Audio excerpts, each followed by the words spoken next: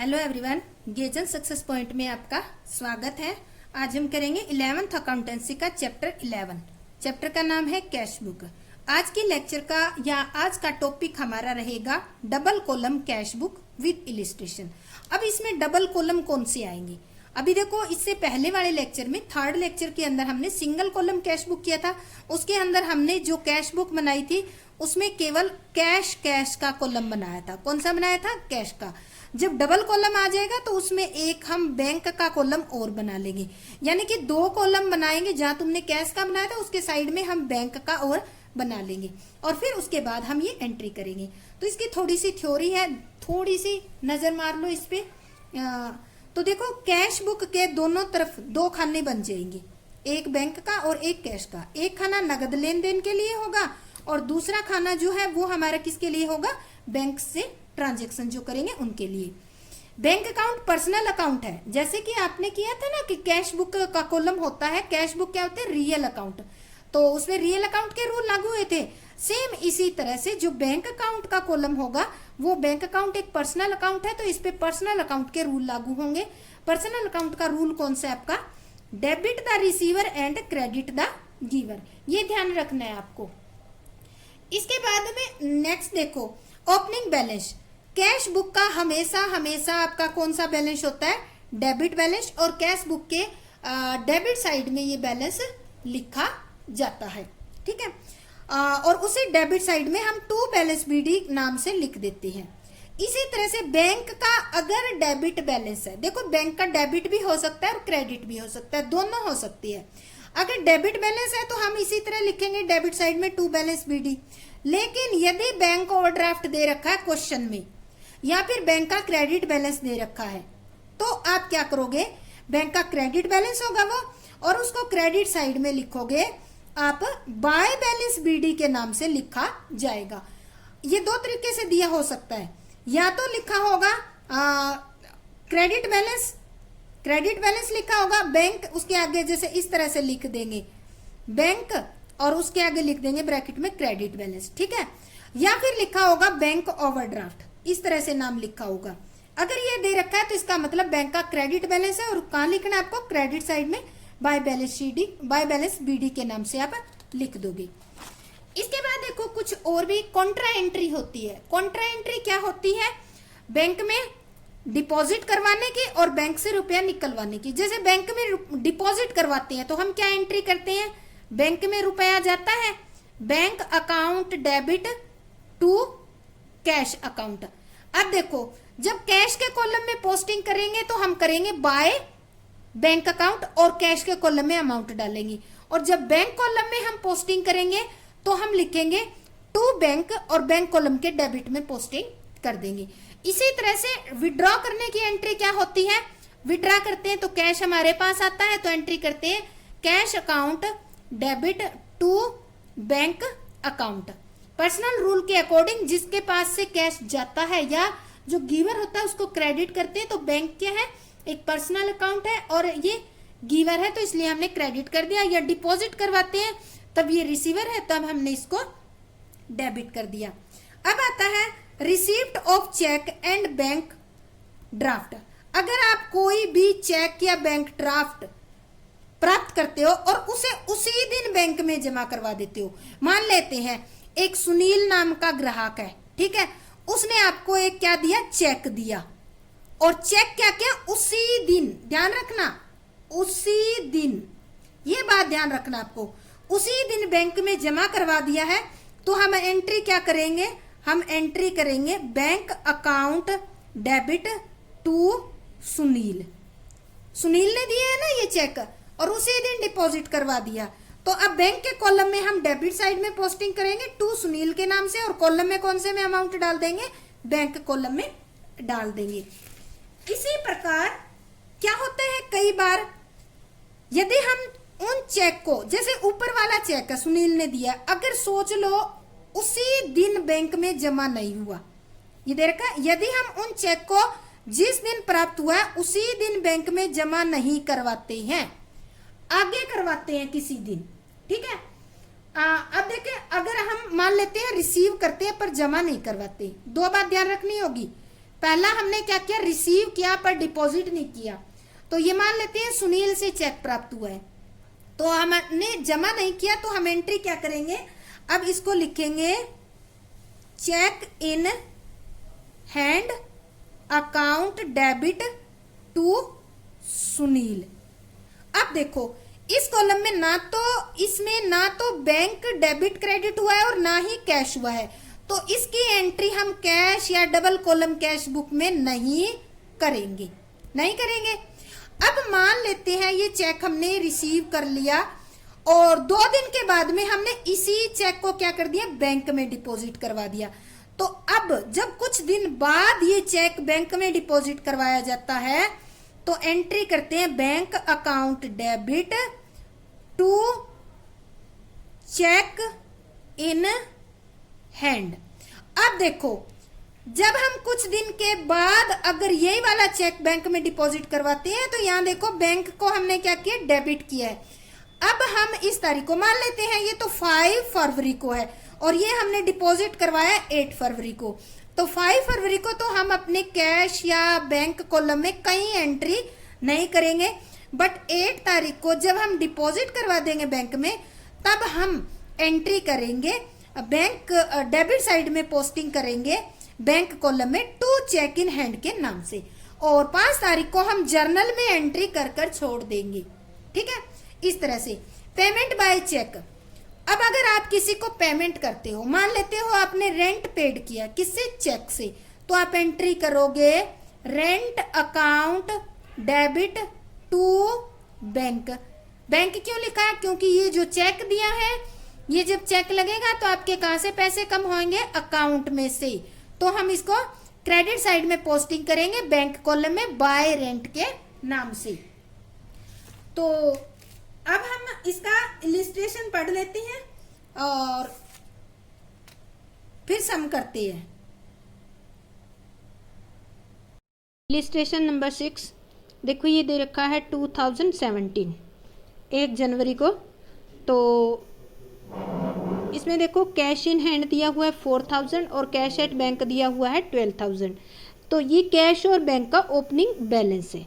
ठीक है, तो इन दोनों को हम कैश बुक में डेबिट साइड में लिख देंगे टू बैलेंस बीडी के नाम से। सोल्ड गुड्स फॉर कैश, नगद में माल बेचा है, तो ये डेबिट साइड में कैश कॉलम में आ जाएगा। रिसीव्ड फ्रॉम सुरेश, सुरेश से रिसीव किया है, क्या किया है, नगद, तो डेबिट साइड में कैश बुक में कैश कॉलम में आ जाएगा आपका। Received a cheque from Ravi and immediately deposit into bank.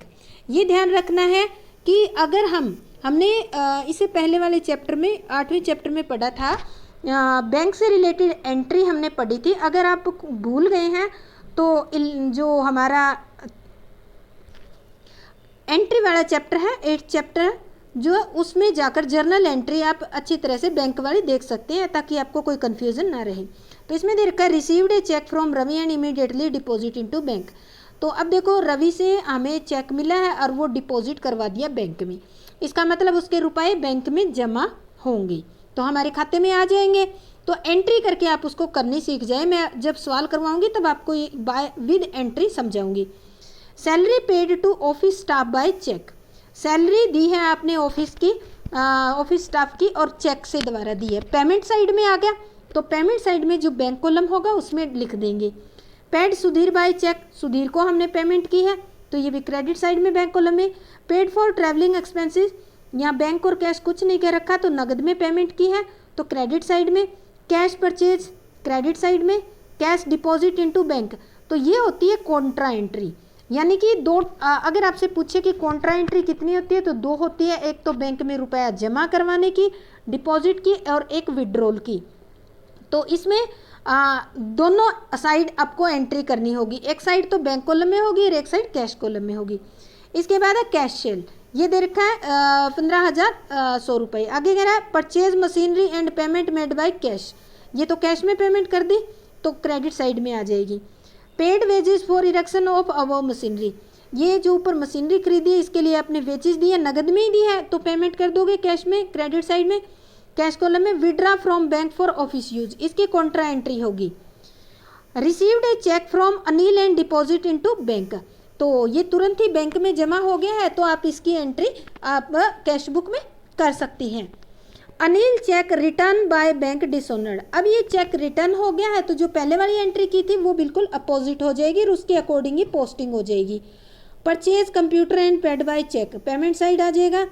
Paid charity और paid into bank. Paid into bank, paid into bank मतलब बैंक में आपने डिपॉजिट करवाई है तो इसकी कोट्रा एंट्री होगी। और पेड चैरिटी सिंपल कैश आपने पेमेंट किया है तो ये क्रेडिट साइड में आपकी एंट्री हो जाएगी कैश कॉलम में। तो ये क्वेश्चन है, इसको हम करते हैं अब अपनी कॉपी के अंदर। तो ये हमारा कैश बुक का हमने परफॉर्मा बना लिया। देखो कैश बुक बनाएंगे हम। अब देखो इसके ये डेबिट साइड में हमने डेट लिख दी, यहाँ हम क्या लिखेंगे, रिसीप्ट्स। ठीक है, ये वाउचर नंबर हो गया हमारा, ये लेजर फेलो का हो गया। ये छोटी छोटी कॉलम बनाएंगे और यहाँ हम बनाएंगे कैश का column. Double column cash book है ना, कैश के रुपीज लिखेंगे, यहाँ हम लिखेंगे, ये कॉलम बनाएंगे बैंक का। ठीक है, अमाउंट लिखेंगे। और ये हमारा हो गया क्रेडिट साइड की डेट होगी।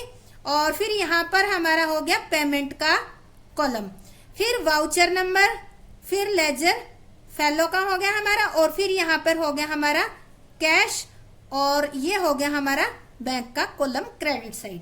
तो देखो इसको डबल कॉलम कैश बुक इसलिए कहा जाता है क्योंकि इसमें जो हमने थर्ड लेक्चर के अंदर किया केवल एक ही कॉलम बनाया था कैश का, इसमें हमने कैश का और बैंक का दोनों कॉलम बनाए। ये देखो यहाँ से डेबिट साइड है, कैश और बैंक कॉलम दोनों है। इसी तरह से क्रेडिट साइड देखोगे तो कैश और बैंक कॉलम दोनों हमने बना रखी है।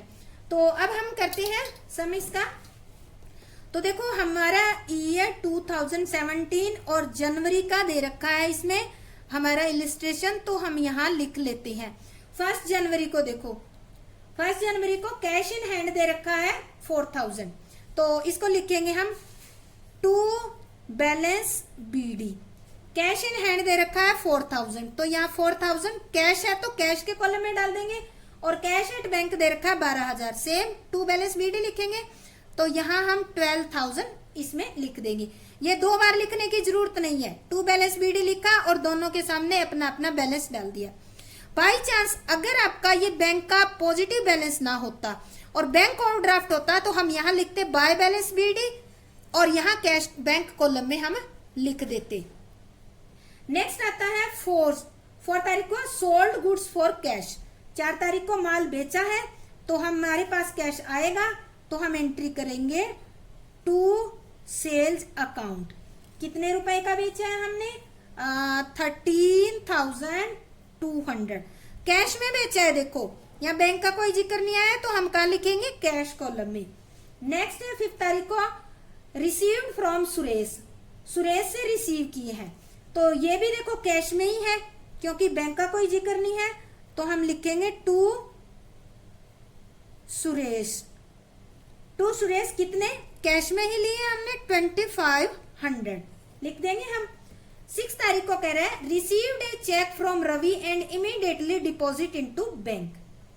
अब ये ध्यान देना है कि रवि से हमने चेक रिसीव किया और उसी दिन बैंक में जमा करवा दिया है, तो हम क्या करेंगे 6 तारीख को टू रवि। अगर बैंक में जमा करवा दिया है तो कहाँ चला गया हमारा, इसमें नहीं आएगा, यहाँ बैंक कॉलम में हम लिखेंगे 6400 क्योंकि बैंक में डिपॉजिट करवा दिए ना, चेक आया कहां से, रवि से, तो एंट्री करते तो हम ऐसे करते हैं bank account debit to Ravi, तो हम बैंक कॉलम के डेबिट साइड में पोस्टिंग कर दी। और यहाँ पे हम कैश और बैंक कॉलम लिख सकते हैं। ठीक है, इस तरह से दोनों के नाम भी लिख सकते हैं, एक भी लिख सकते हो और या फिर ऐसे भी लिख सकते हो आप। अगर ओनली कैश लिखो तो आप ये लिख सकते हो कैश बुक डबल कॉलम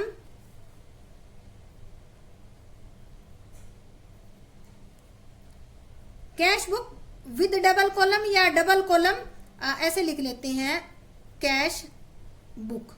ठीक है, आपको अच्छी तरीके से समझ में आ जाएगा, या फिर आप ये लिखो, अदरवाइज आप cash book double column cash book इस तरह से आप लिख सकते हो। तो यह हो गया हमारे 6 तारीख तक हो गया हमारा।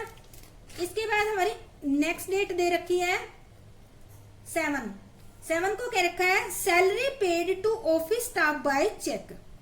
7 तारीख को स्टाफ की सैलरी पे की है और बाय चेक। तो सैलरी क्या है, आपका खर्चा है, पेमेंट की है, तो हम यहां लिखेंगे बाय सैलरी अकाउंट। किसे की है, बाय चेक। चेक से की है तो आपके अमाउंट कहां से कटेंगे, बैंक से, तो हम बाय चेक की है तो हम बैंक कॉलम में लिख देंगे। नेक्स्ट आपका है 10 तारीख को paid Sudhir by cheque. Sudhir को पेमेंट किए आपने, ये भी चेक से किए हैं, तो हम लिखेंगे बाय सुधीर और चेक से दिए हैं, तो ये अमाउंट है आपके 5000, बैंक कॉलम में लिख देंगे हम 5000, क्योंकि चेक से पेमेंट करते हो तो आपके बैंक कॉलम से ही, बैंक अकाउंट में से ही पैसे कम होएंगे जब चेक लगेगा तब, इसलिए बैंक कॉलम में शो करना है। और अगर चेक लगा देते हो तो वो अमाउंट आपकी बैंक कॉलम में ही डिपॉजिट होगी, इस कारण से यहाँ बैंक कॉलम में डेबिट साइड में लिखोगे। तो 10 तारीख तक हो गया हमारा। इसके बाद है 12 को पेड फॉर ट्रेवलिंग एक्सपेंसेस। इसमें चेक से नहीं किया इन्होंने, कैश में किया है, तो हम लिखेंगे by travelling expenses. Travelling expenses 1200, तो ये हम दिखा देंगे 1200 कैश में। अब इसमें हम बैंक में नहीं दिखाएंगे क्योंकि ये नगद पे की है, तो कैश कॉलम में शो किए जाएंगे। नेक्स्ट आपका है कैश परचेज 15 तारीख को, तो हम लिखेंगे बाय परचेज।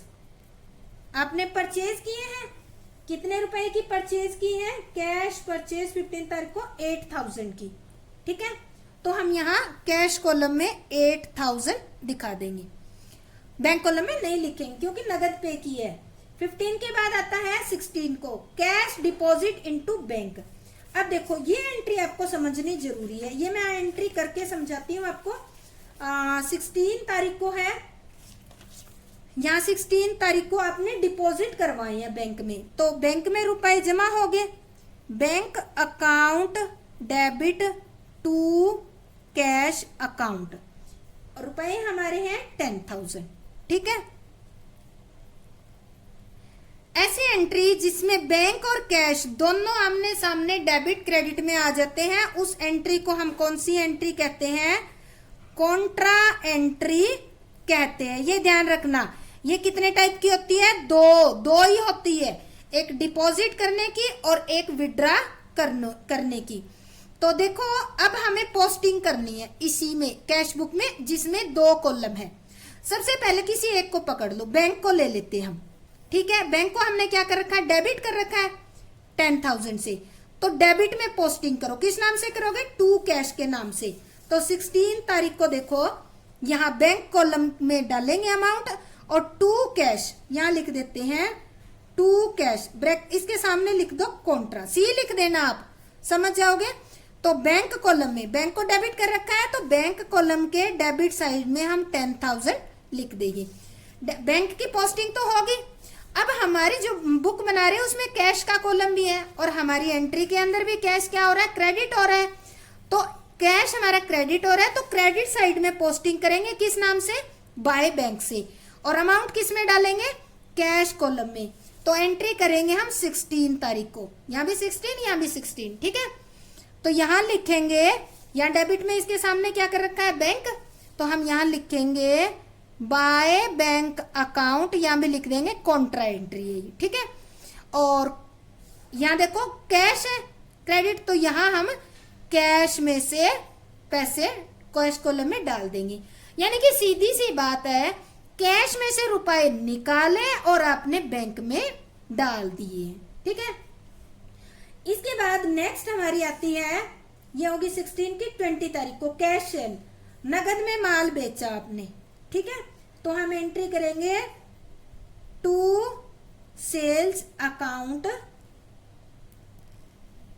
तो ये अमाउंट आपकी नगद में है, ये 15,100 रुपीज, ठीक है, कैश में ही दे रखा है। आगे कह रहा है परचेज मशीनरी और payment made by check.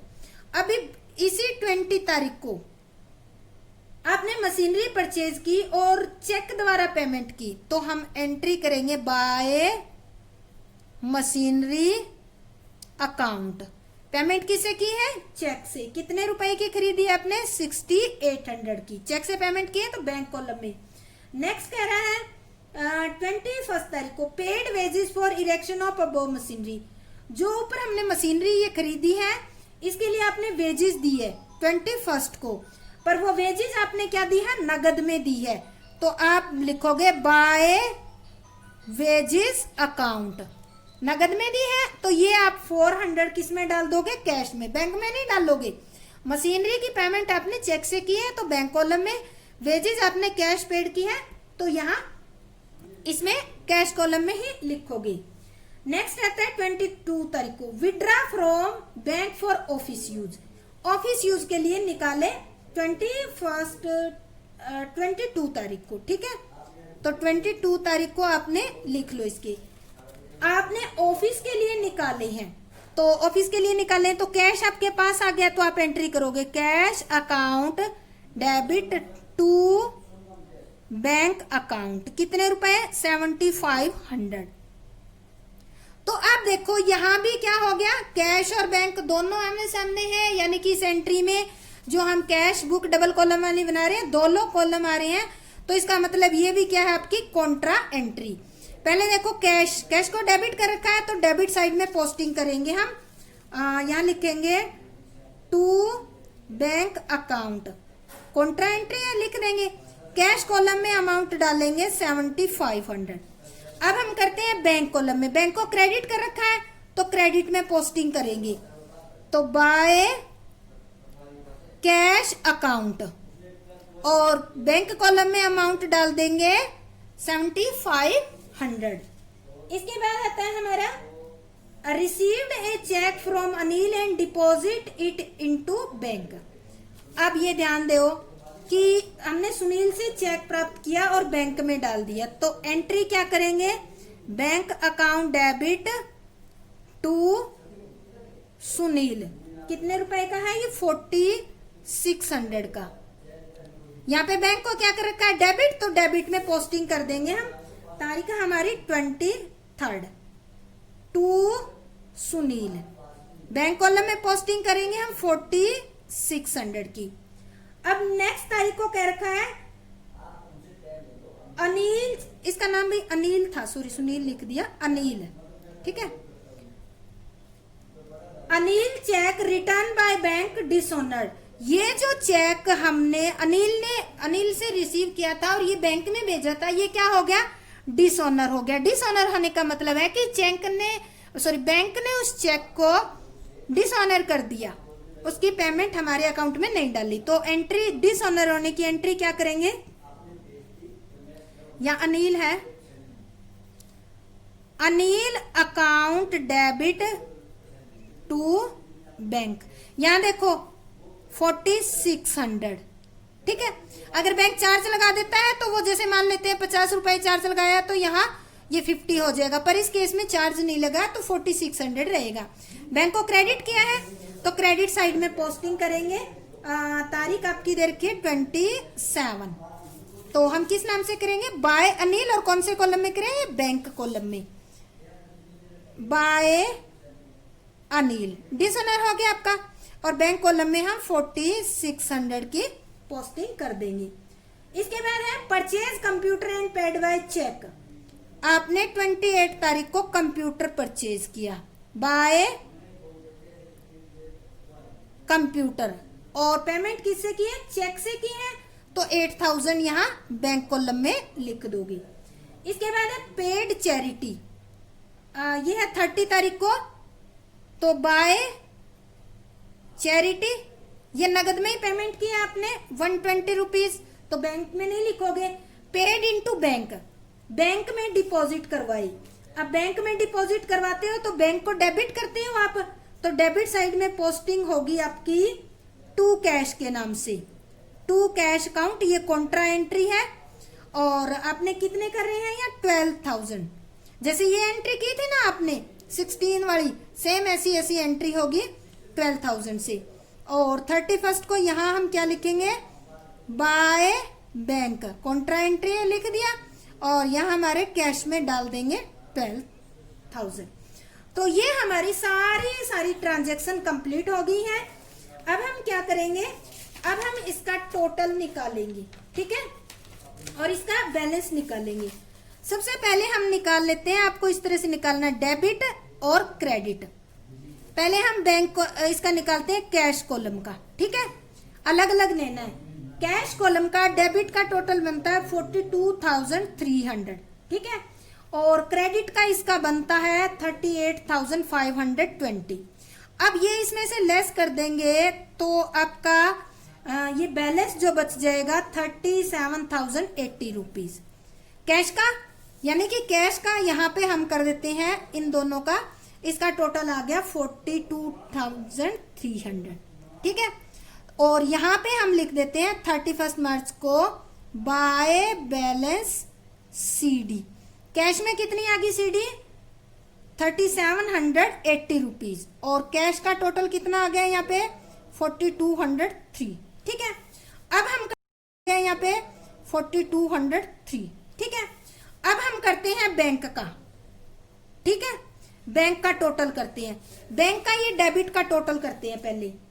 Bank का टोटल हमने किया तो बैंक का डेबिट आता है 45,000 और क्रेडिट किया तो क्रेडिट इसका आता है 32,700।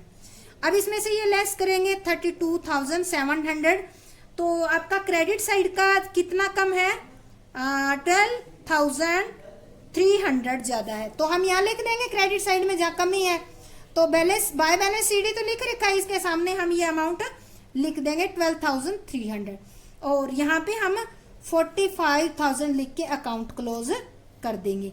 यहाँ भी 45,000 लिख के अकाउंट क्लोज कर देंगे।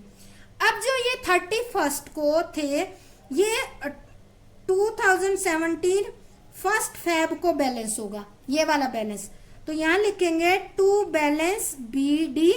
कैश का कितना है हम लिख देंगे 37,080 और बैंक का कितना है 12,300। ये लिखकर हमारा अकाउंट कंप्लीट हो जाएगा।